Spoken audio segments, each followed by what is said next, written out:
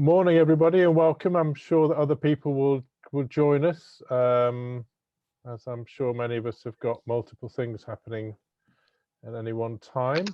Lots of us have anyway. So welcome and to our Health and Care Across the Life Course Quarterly meeting, open meeting. I'm Mark Gabay, and those of you who don't know me, I'm the lead for this theme as well as the director of the ARC Northwest Coast overall. In terms of I'm the academic lead for this theme. Sorry, I need to clarify that because you're going to be meeting our other co-leads shortly after I shut up in a minute or two. Welcome and thank you. As you know, we meet at our quarterly ARC Fest, and there was so much business to work through that we felt that we also needed to start meeting once between each ARC Fest, so roughly 6 weekly. And this is our chance to tell you where we're up to, what we're doing, people to present the work that they're doing, to get your feedback on their work, for you to raise questions and for you to raise topics, and to just generally make sure that everybody feels that they are part of this and contributing to it. So I'm not going to talk much longer. As you can see, the way the system works, because of people's bandwidth, we ask that unless you're talking or facilitating, that you turn your camera off, but please turn your camera on if you are talking or facilitating. Please can you mute your mics, but when we're in the breakout rooms we would like people to put their cameras on, please, because that's equivalent to sitting in the same room and all talking together. So it's just while we've got presentations on that we ask people to turn their cameras off, because it's always a bit difficult talking to black screens. I heard an amusing story yesterday that is, which just as before I hand over, which is somebody who was a teacher hadn't realized that when one of their pupils had a black screen that said loading ... that's actually what they changed their name to while they went off and left the lessons. So if I see anybody put loading on, I'll know that that's the trick that you're up to and it's not actually there. So as I mentioned earlier, we have co-leads now. We have two types of co-lead. We have our public advisor co-leads, and you met them last time, and they're going to be talking to you shortly as well. But at the moment, I want to introduce you to Dr. Joe Blair, who's our new professional co-lead, and we will in time be advertising for and appointing somebody to work alongside and support Joe in that role. But for now, Joe's having to do it on her own. And welcome. Joe's going to now talk to you about her work and what she's doing. And I'm delighted to be part of the group. I recognise I've got a lot of learning to do, so I'm certainly looking forward to getting up to speed. To give a little bit of my background, I'm a paediatrician and I work at Alder Hey. I was appointed back in 2004, so I've been here for quite a long time now. In my training, I've worked in a large number of different places. I did my undergraduate training up in Aberdeen, and then I moved to Glasgow, and then I worked in London in two really diverse populations. First of all, the Chelsea and Westminster Hospital, which is an area of great affluence, of course. And then I moved over to the East End and worked in Whitechapel, which is a very different population. And I did my research degree while I was there. I did a study looking at the causes of poor growth. And then I moved to Alder Hey, where I became a paediatric endocrinologist, and that's an expert in children with hormone disorders.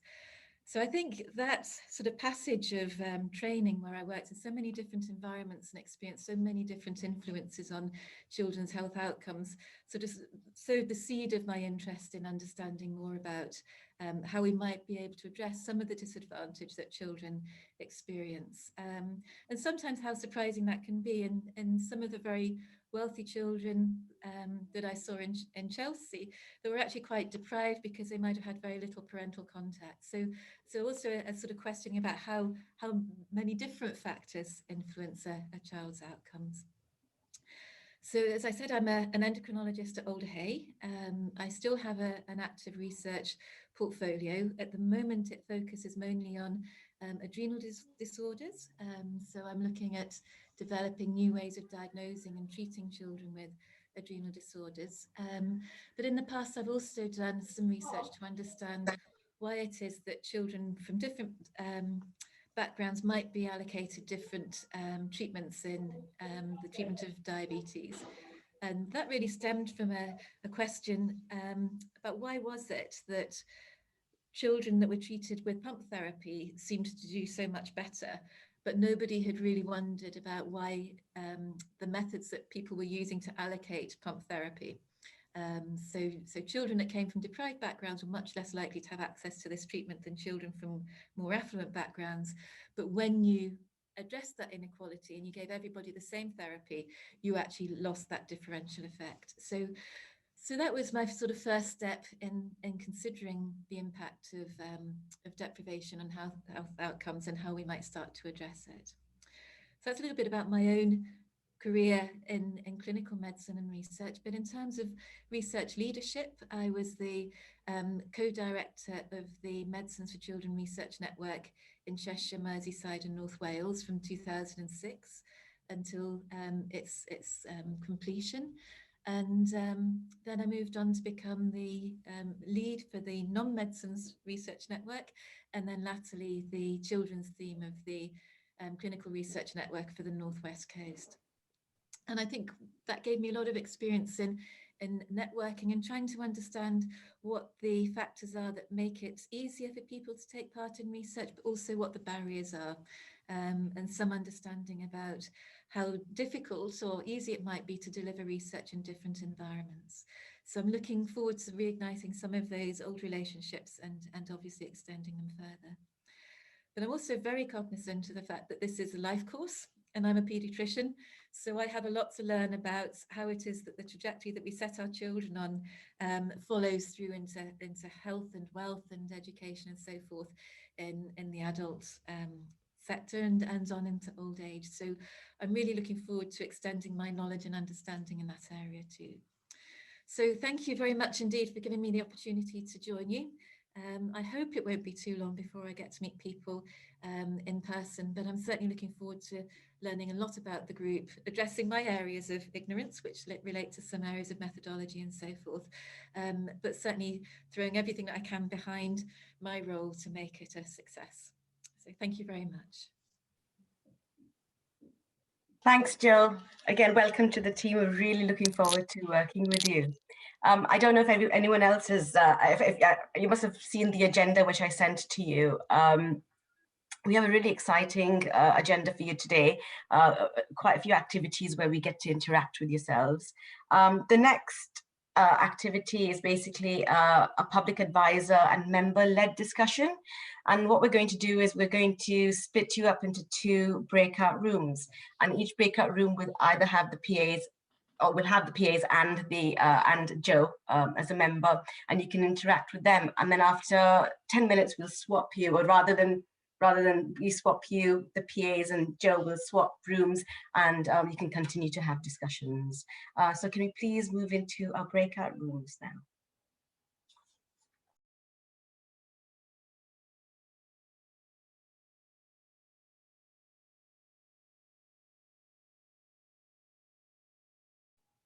I think we've got everyone back into the main room. I hope you found that interesting, and I hope you gained a lot out of it. There were, as usual, little technical issues. Apologies for that. We are learning.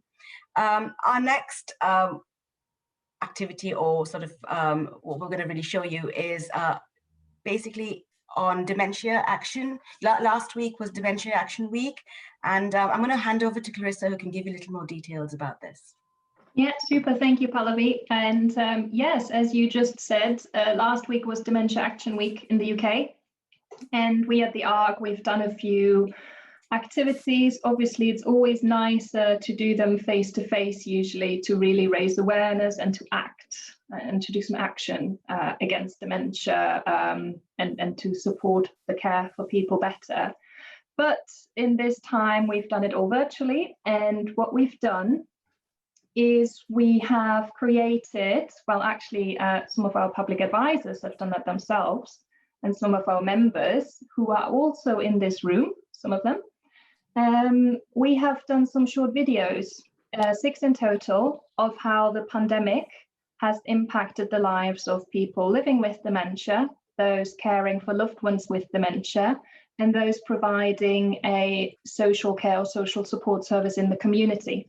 So we've done, you can find all those videos on our ARC YouTube channel, but I thought it might be nice to kind of highlight a few of them. So we will first, you will see 4 videos in total now, after I've introduced them. So we will hear from Julie Dickinson, who's a carer for her husband, Phil, with dementia. Julie's here as well. And we will also hear from Sarah from TIDE, which is a third sector organization based in Liverpool, but it's run nationally. And TIDE stands for Together in Dementia Every Day. So Sarah will talk a little bit about how carers have been affected, but also how her service has adapted. We will be hearing from Stan Limbert, who's also one of our public advisors, and he is living with dementia, and he's actually been quite heavily involved in some of our research into COVID. And we will also hear from Rosie Whittington, who is also here, and she's running the Me to You Daycare Centre. So yes, enjoy those videos. It's really about shedding a light on how the pandemic has impacted dementia and dementia care after about 15 months now living through this. So click the videos, please, Pallavi.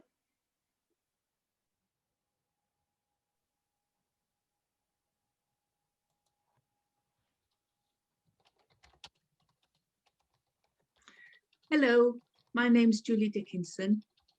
I'm a carer for my husband who lives with frontotemporal lobe dementia and Parkinson's. I'd just like to tell you today how COVID has affected us over the past year. Phil has had a great deterioration over his year because he's missed the company of friends, which I feel has kept him interested and more lively over the past years. We have done Zoom and stuff, but it's not the same as seeing people face to face. So it's really quite badly affected his cognition. And I have fought to keep him interested in things, whereas he used to do loads of Sudoku puzzles. Over the past year, his interest has really faded, and that, as I see, is this deterioration of his cognition. But I'm trying to keep him interested, and we still do some, but not as many as we used to. We connect with friends a lot. I never knew how to Zoom before COVID. I didn't even know what Zoom was, but it's been a real lifeline. We have Zoom meetings most days, and meetings are really, really important to us. They keep structuring our day. I go walking each day, at least an hour, mostly on my own in the morning before Phil gets up. And then if a fellow carer needs a chat or a walk, we'll arrange to meet up and have a socially distanced walk in the park. And that's been good. And a lot of telephoning, lots of long phone calls with people who are fellow carers, who are friends. And most of our calls are done on speakerphone, so Phil can listen, because that's his only contact with other people. And he must get fed up of listening to me, so he loves to listen to other people's conversation, and he likes to join in where he can. Because he can't speak, he relies on me to tell people what he's thinking. What I've learned over COVID, having done a year of lockdown, I have learned over this year that I could probably do most things now. I might have scared the pants off me a year ago to say that we would never be let out for a year. But now, having done it, I think we could do it again if we had to. Wouldn't want to do it, but if we had to, we could do it again. I don't think many things would faze me now. I think I would meet it all on the chin. It's taught me patience, because that's all we've had to have, isn't it? Patience, looking at what we can do next, what we can't do, what the numpties have caused us to do, and lock down again. And resilience, it's given me resilience. And just learned that if we obey the rules, we stay well, usually. We've stayed out of the way of people in the main, and Phil has managed to stay well. I have managed to stay well. I've had 2 vaccines now. We're waiting for Phil's second one. And then we hope to come out and meet friends again. And that will be the great thing for Phil. He's only been out twice since August time. And the second time was to go to the hospital, which I don't really count. So he hasn't really seen anybody for ages and ages. And it's going to be lovely to see friends, catch up, and just be social again.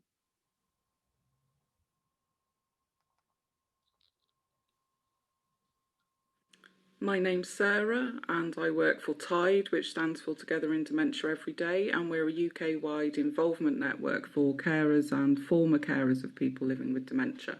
And I work across Merseyside and Cheshire as a carer involvement lead. The impact on carers of the pandemic has been huge, as you probably know. There's been deterioration in the symptoms of the people they care for, which has made the caring role more complex, a lot of practical issues. The main concern was around services being retracted, cases being closed or put on hold. A lot of distress for people who have loved ones in care homes who've been unable to see them, and that's still continuing. Some carer support services were able to put things in place virtually and some weren't, so things have been quite patchy, and some carers can't access virtual support anyway. The effects of caring 24/7 with very limited support have taken a massive toll on carers' mental health. And during 2020, the Carers Week theme was making carers visible. And carers said at that point that they'd never felt less visible.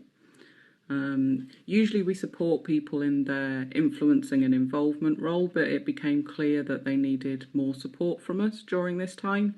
So we moved all of our carer development sessions online, so that's you can't pour from an empty cup, getting your point across, and a session around living grief and bereavement. We set up social media groups, Facebook groups, WhatsApp groups, so that carers could connect with each other. We also set up virtual coffee mornings that are UK-wide and locally based. And we set up some peer support and influencing groups for specific groups of carers who might want to talk more in depth about the things affecting them. So we have one for former carers, young carers, carers looking after someone with a rare dementia, male carers, various other groups. The positive impact of that has been that carers have been able to connect with other carers, and often carers they never meet, usually because they live in different geographical locations. And the influencing role of carers has still been able to continue during this time, and we've been able to get involved in things locally like the ARC research, delivering webinars, interviews on the radio, the Knowsley Carers strategy, government consultations, the One Dementia Voice campaign, and working with local health watch across the region about access to the COVID vaccine for carers. It's clear that the voice of carers needs to be listened to urgently by decision makers and the government, and the focus for TIDE going forward will be to continue to raise that voice.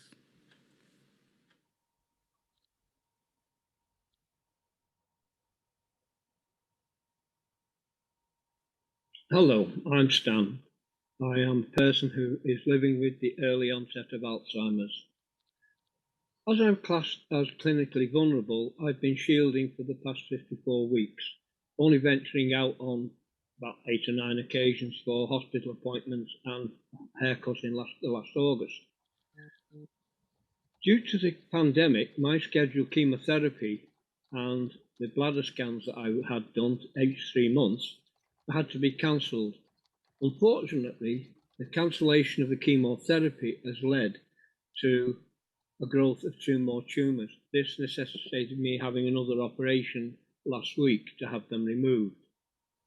I'm still unsure as to whether I will be going back on the chemotherapy. This all depends on the biopsy. Over the past 54 weeks, not only have my operations and scans been cancelled, but the memory groups I used to attend at Muswell Hospital once a month, which meant I was having face-to-face contact with other people living with dementia and their carers. This is quite important to me because it gave me another outlet to sort of keep in contact with people, find out what was going on, and lessened what was about to become an isolation period. Fortunately, I've been able to stay in contact with those people living with dementia and the carers, in as much as a fellow dementia sufferer myself, Roy, we formed a Zoom group and we run a weekly quiz every Thursday. Those quizzes normally last for about 3 hours. It's not all quiz, it also gives us everybody to have a chance and get together to find out what people are doing, what's happening and so on. Again, this is very important during the lockdown period. We've extended that quiz thing now to twice daily, one midday and one at 7:30, because we found that some of the carers were saying that being on their own, especially those who had loved ones in care homes, they had no contact. They weren't getting out and this type of thing. They was walking the walls with one of the phrases they used. So we decided to instigate these 2 meetings, which we call boredom busters. They're quite successful. It gives them, the carers, a chance to meet up face-to-face, not face-to-face, but on Zoom and have a natter, keep in contact. And it's meant that some have been able to link up and they can now go out for walks on the exercise side of the pandemic. It's rather ironic that you've got 2 people living with dementia running 2 particular groups for carers predominantly, because most of the other people who have got dementia have not really got the capacity to take part. From these past experiences over the last year, I can only hope that the powers that be have learnt by the mistakes that have been made, both in expenditure and cessation of treatments for various illnesses like cancer and that if this thing comes around again or something similar, they have got the wherewithal to do a programme which means no loss of services, certainly to the people living with dementia and those who have got major illnesses such as cancer.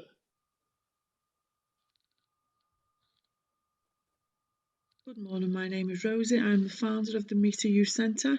We are a day centre for people living with dementia. I want to take this opportunity to share some reflections on how COVID-19 has affected me personally and the service I offer. In March 2020, we closed our doors secondary to the national lockdown. This triggered lots of negative emotions. I was consumed with fear and doubt. I had to centre myself pretty quickly and be open-minded and creative to adapt my service to meet the needs of the clients we serve safely. How I done that, I offered one-to-one for extremely vulnerable clients in their own home. I set up a crisis line and something like an old-fashioned home help service where we would go to clients' homes and ensure they were safe and well, had prescriptions, essentials. This went on until July 2020 when restrictions eased slightly. We opened our doors again with extra measures in place, reduced numbers, risk assessments and all the relevant safety measures. In October 2020, I was hit hard personally when my father contracted COVID and sadly passed away. Mum and Dad lived with me, so I was making sure Mum was okay, the business was sustaining and trying to deal with my own personal grief also. I can honestly say if I didn't have a team of like-minded people in Meter You and a very supported family, I'm not really sure where we would be right now, but thankfully I am very pleased to say that we are thriving and surviving together.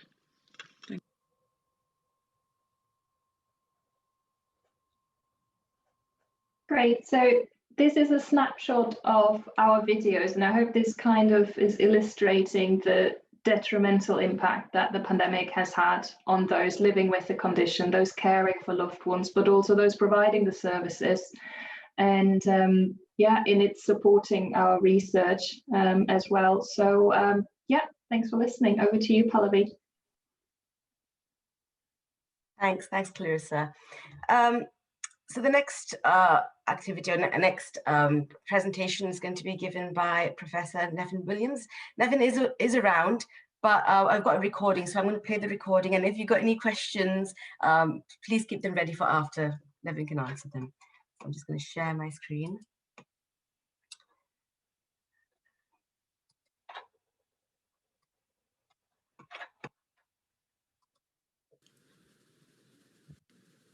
My name is Professor Nevin Williams. I'm an academic general practitioner and Professor in Primary Care in the Department of Primary Care and Mental Health in the University of Liverpool. I want to tell you about a research application to answer a research question commissioned by the National Institute for Health Research, Health Services and Delivery Research Programme concerning the rollout of social prescribing link workers in all primary care networks in England. I am co-lead of the application with Dr. Sarah Hotham from the University of Kent. This application is a collaboration between the Applied Research Collaborations in the North West Coast and Kent, Surrey and Sussex.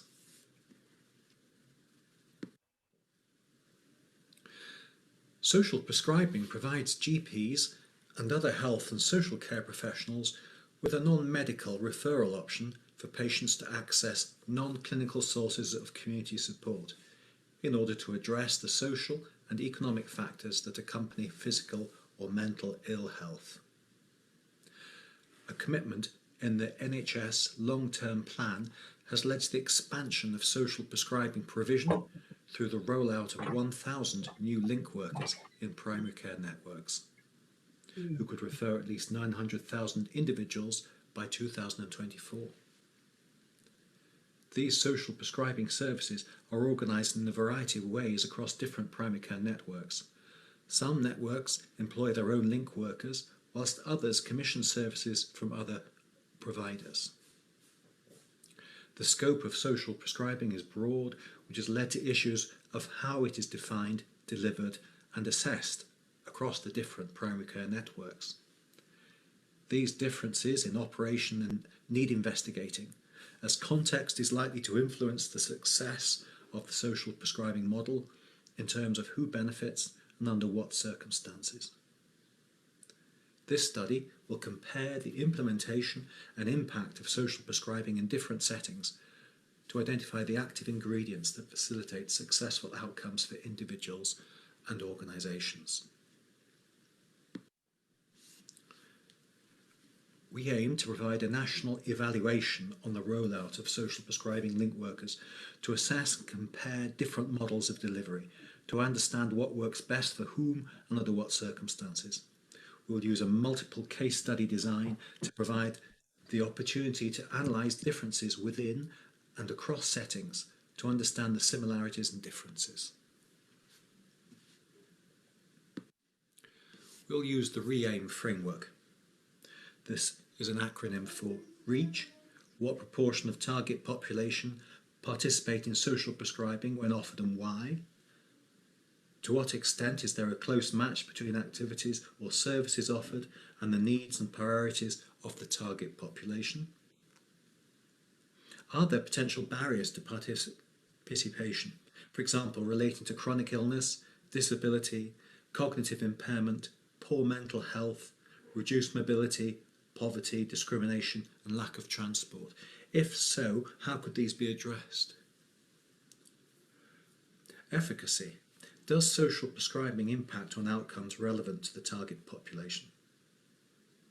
Are there any unanticipated negative outcomes for patients, staff, including referring clinicians, link workers and activity providers, or services, including primary and secondary care, social care, mental health, community and voluntary services? What knowledge, skills and competencies do staff, referring clinicians, link workers and activity providers need to provide effective support for older people with complex health and care needs? Adoption. What proportion of medical practices engage in social prescribing programs? What barriers are there to implementation and how could these be addressed? Are there other professionals from mental health or social care that could refer to social prescribing? Implementation. To what extent are social prescribing programs implemented as intended? Is there a clear underlying theory and logic model that is understood by all stakeholders, for example, referring clinicians, link workers and activity providers? Are there barriers preventing effective implementation at individual setting or organisational levels? Maintenance.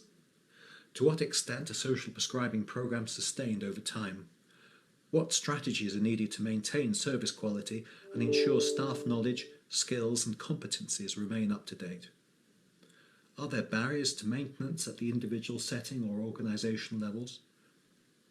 For example, relating to changes in service user needs and priorities, service commissioning funding changes or onward referral of services? If so, how could these be addressed?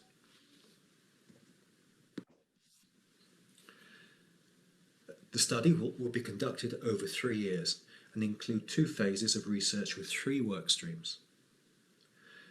The first of these is a national survey that will be distributed to all primary care networks and providers to gather descriptive data on social prescribing schemes, for example, resources and primary care network organisation. This will be followed by an in-depth mixed methods evaluation of the implementation and impact of social prescribing at 10 case study sites, which comprises work stream 2 and 3.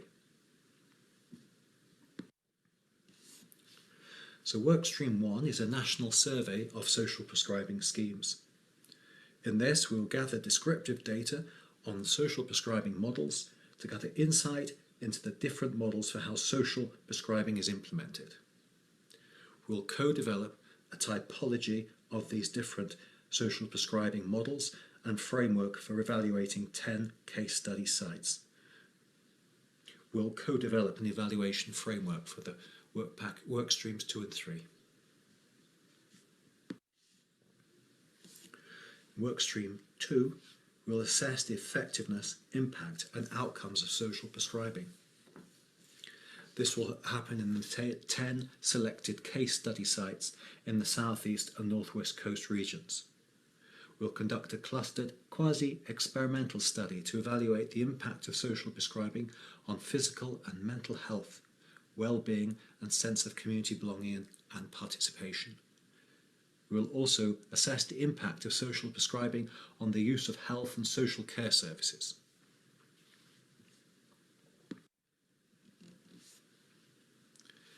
In work stream 3, we'll evaluate the implementation of social prescribing.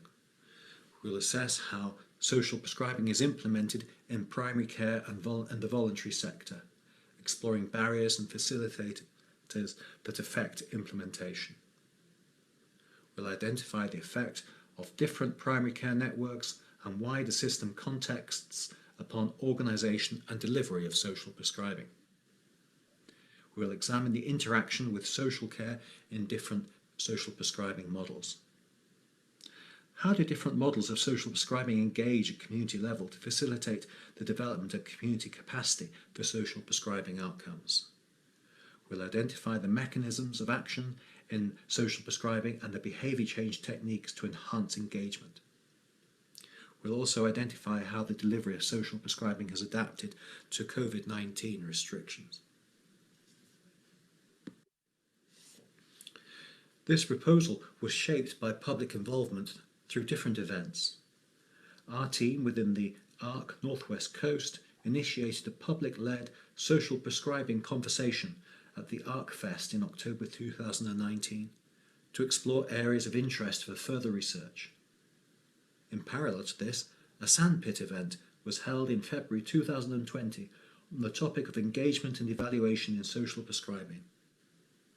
The learning from this sandpit event has helped understanding of the broad range of impacts that social prescribing has on people's lives, their mental and physical health, but also their self-confidence and ability to take control of their lives.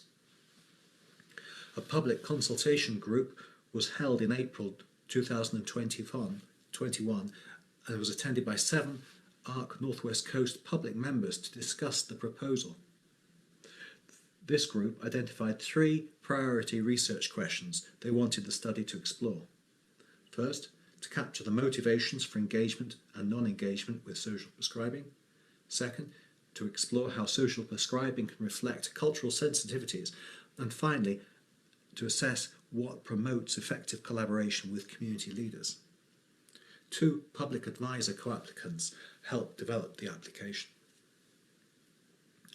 As well as the 2 public advisor co-applicants, a public advisory group will be formed containing 8 people and will work with the research team across a number of activities. This group will also advise about the best way to disseminate the findings. Now, health inequalities is embedded in all of our work in the ARC Northwest Coast.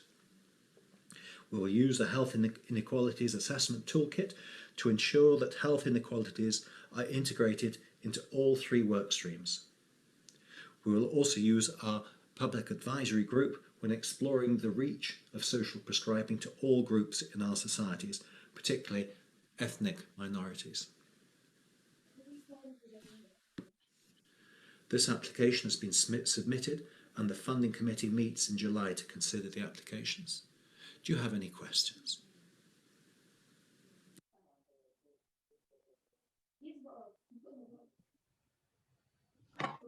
Thanks for that, Nevin. Does anyone have any questions?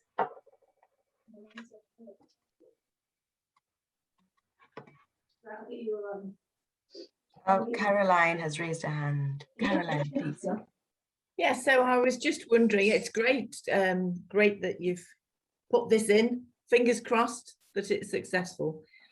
So, I mean, obviously, you know, social prescribing is going to be delivered to lots of different people, but different people will be able to engage with it differently. Will you be able to distinguish the different problems that people have in terms of disease groups like stroke or people with dementia or what have you, in the information that you collect, so that you can determine the differential effects on different groups? So that's an important context. So we're hoping to collect different types of settings with the social prescribing is operating in, different primary care networks and so forth, and also different initiatives within those settings. And then I'm sure there'll be some initiatives which can be used by people with many different types of chronic conditions, and there'll be others which are much more specific around stroke and dementia and so forth. So hopefully we can, but of course we don't really know until we do that scoping work and we do the survey. We won't know what's out there. Okay. Sorry, Joe. So I can't figure out how to raise my hand electronically, so apologies. But I was just going to ask you, Nevin, what are the criteria for eligibility for social prescribing in primary care? Is it open to everybody, or is it? I think it's very broad. It's a very broad catch-all description of many activities that are happening anyway. And the challenge is describing it. The challenge is describing it, and then being able to research it in a sensible way that kind of makes sense. That's why we're using this Ream framework. Any other questions? I go through, let's see. No, I think that's it. Thank you, Nevin. That was really interesting. Thank you, and good luck. Can I hand over to Mark now? We're going to be talking about the next session, which is the HACAL strategy. Hi, thanks very much for that. So as you see, what we've done today so far is to help you meet some of our team.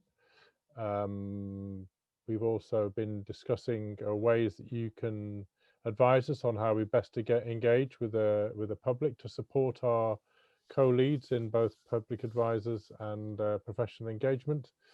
And then we've had one of our colleagues present information about a grant application that we're doing collaboratively with colleagues elsewhere in the ARC family that links to an area of a topic of work that we've already supported within this theme, which is social prescribing. So thanks very much for that. We're 18 months into the ARC, and despite the pandemic having required us to pivot, as seems to be the trendy term, our work and focus towards the pandemic for most of the past 15 months for a lot of our work, we still think it's appropriate that we spend a bit of time today just thinking about where we are and where we want to get to as a theme, because it's a good time, I think, to reflect on those issues, because we hopefully will be emerging from the pandemic soon. And we will therefore be pivoting back to the core work of the ARC, and as the pandemic research settles back to becoming an element of what we do rather than dominating it. So you've probably heard of something called SWOT analyses: strengths, weaknesses, opportunities and threats. I don't want to use the acronym because it's a bit schoolboy humorish, but we're going to change the W to N in the way that we talk about it. So needs rather than weaknesses, because weaknesses are needs rather than something that we can't do something about. It's how we can do something about identifying where we may have some weaknesses and what we can do about them. So our needs to improve. So what I'd like you to do is we're going to break you out into 3 breakout rooms, and we're going to rapidly try and run through using a whiteboard and sort of virtual stickies what we would like to feedback as a group on strengths, needs, opportunities and threats. And Pallavi will redistribute us.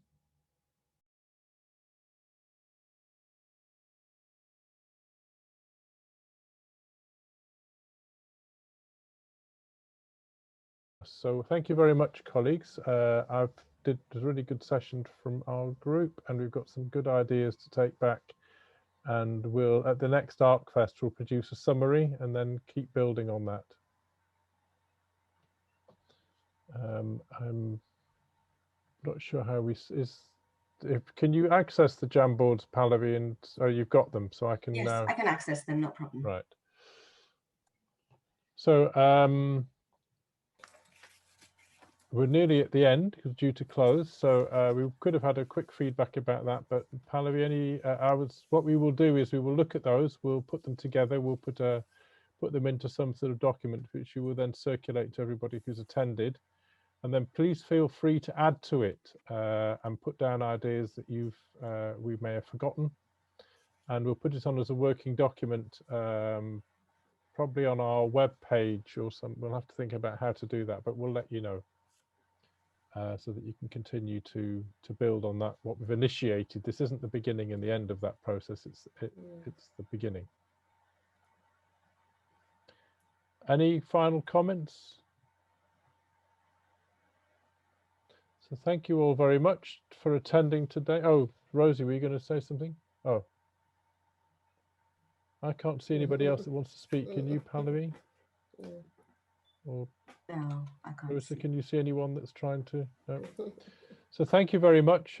Keep well. Hopefully we are now entering into a more normal world over the coming months. I was talking to colleagues in India this morning, and apparently that is settling down in India as well, their pandemic, and it's not taking off as they had feared it would, but seems to be slowing down. So that's good news in other parts of the world as well. So thank you very much for your time and energy, and see you at the ARC Fest in June. Thank you, everyone. Bye. Bye.